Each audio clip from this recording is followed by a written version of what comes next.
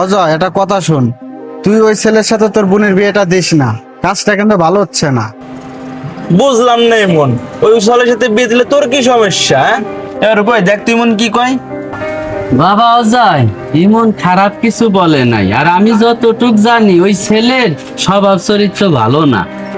ও কাকা, ইমনের সাথে আপনারা তাল মিলাচ্ছেন, বিয়ে যেহেতু মানা করতেছেন, তাহলে তো এদিকে নিশ্চয়ই কোনো কাহিনী আছে। ও বুঝছি, আমার বোনের বড় লোক বাড়ি বিয়ে হচ্ছে বলে আপনাদের কারো সহ্য হচ্ছে না।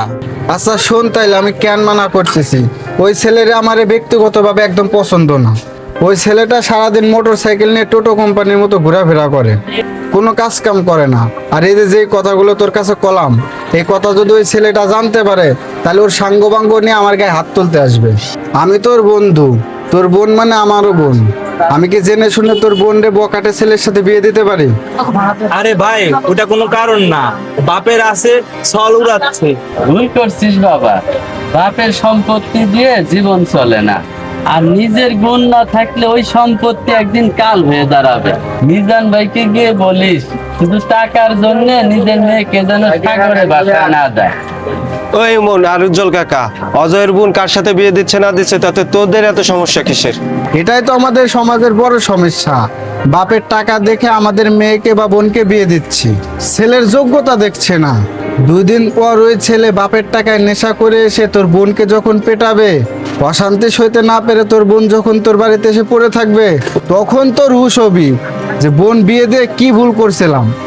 আসলে মিজান কাকার উচিত ছিল শুধু সম্পদ আর টাকা দেখে মেয়েকে বিয়ে না দেয়।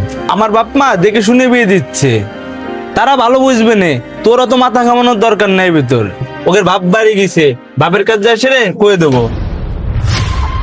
সময়ের 1 ফোর আর অসময়ের 10 ফোর, এখন ওরা বুঝবে না, আর যখন বুঝবে তখন কে দেও কুল পাবে না।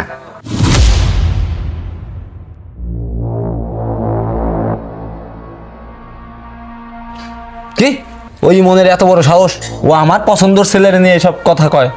আমি তোর কতবার করে কইছি ওই মনের সাথে তুই মিশবি না, ও তো হিংসা করতেছে তোর বোনের বিয়া নিয়ে। হ্যাঁ বাবা, আমি বুঝতে পারছি, এমন আমাদের কখনো ভালো চায় না, আর ওর সাথে আমি কখনো যোগাযোগ রাখবো না বাবা। শোন অজয়, দুনিয়াটা চলে টাকার উপরে। ছেলের বাপের 10 বিঘা সম্পত্তি আছে, বড় ব্যবসা আছে, আমাগর মিয়া ওইখানে রানীর মতো থাকবো। তুই বিয়ের তদারকি কর, আমি একটু উজ্জ্বল ভাইয়ের কাছ থেকে ঘুরে আসি, দেখি উনি কি ঢং ধরছে ইমনের সাথে। আচ্ছা আব্বা।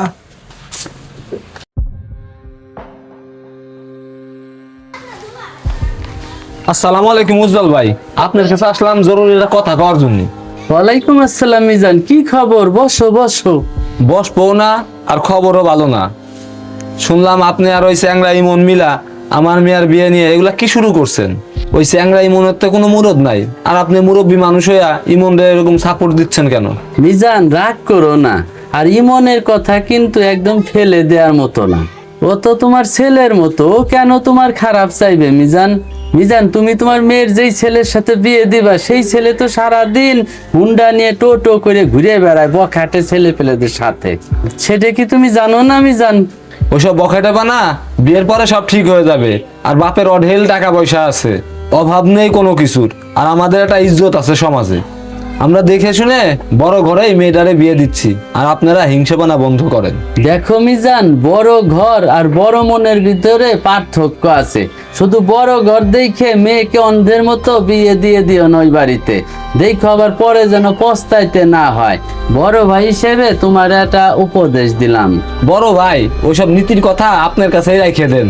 টাকার অভাবে যারা ভোগে ওরাই বড় বড় নীতির কথা কয়।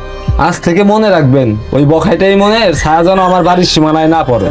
আর ওই মনের সাথে যদি আপনার সম্পর্ক থাকে, তাহলে একটা কথা মনে রাখবেন, আপনার সাথেও কিন্তু আমার কোনো সম্পর্ক থাকবে না। টাকার গরমে মানুষ অন্ধ হইলে মানুষের তখন আর বুদ্ধি কাজ করে না। আল্লাহ জানে মিজানের কপালে কি আছে। কি রূপ, তা অজয়ের বোনের বিয়েতে কেমন কি খাইলি? আলহামদুলিল্লাহ ভালোই খেলাম, ধুমধাম করে বিয়ে দিল, মনে হয় ওর বোন সুখেই আছে। বাহ, সুখে থাকলে তো ভালোই কথা। অজয় ফোন দিচ্ছে, দেখ কে কয়। বন্ধু তুই কই আছিস? কিরে অজয়, কি হয়েছে? হাঁপাচ্ছিস কেন? বন্ধু আমার খুব বিপদ, আমার বোনটা হাসপাতালে, গলায় ফাঁস নিছে, আমার আব্বা ওরে সদর হাসপাতালে নিয়ে গেছে। কি বলিস? দাঁড়া, আমি আসতেছি।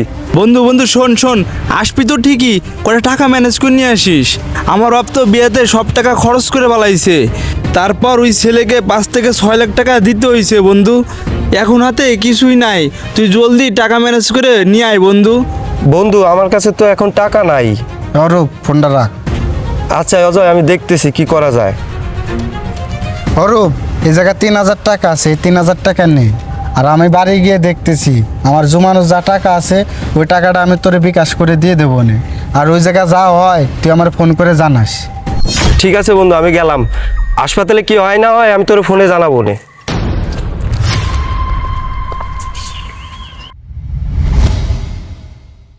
বন্ধু, সেদিনকে টাকাটা তুই দিলি বলেই আমার বোনটারে সুস্থ করে বাড়িতে আনতে পারলাম। বন্ধু, তোর এই ঋণ আমি কখনো শোধ করতে পারবো না। আরে বন্ধু, টাকা তো আমি দেই নাই রে বন্ধু। অরূপ, কি অবস্থা তোদের?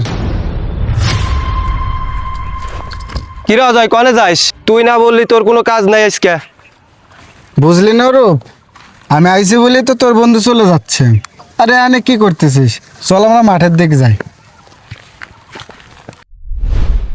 বন্ধু, সেদিনকে তুই যদি টাকাটা না দিতি মনে হয় না আমার বোনটারে বাঁচাইতে পারতাম। তোর এই ঋণ আমি কখনো শোধ করতে পারবো না বন্ধু। আরে বন্ধু, টাকাটা তো আমি দেই নাই। এখানে কি করতেছিস তোরা? অজয় শোন, তুই যদি আজ আমার কথা না শুনে চলে যাস, তোর সাথে আর কোনোদিন সম্পর্ক থাকবে না। কি হয়েছে? তুই জানিস না ওর সাথে কথা বলতে আমার ভালো লাগে না। কেন ভালো লাগে না? ও সত্য কথা বলছিল তাই।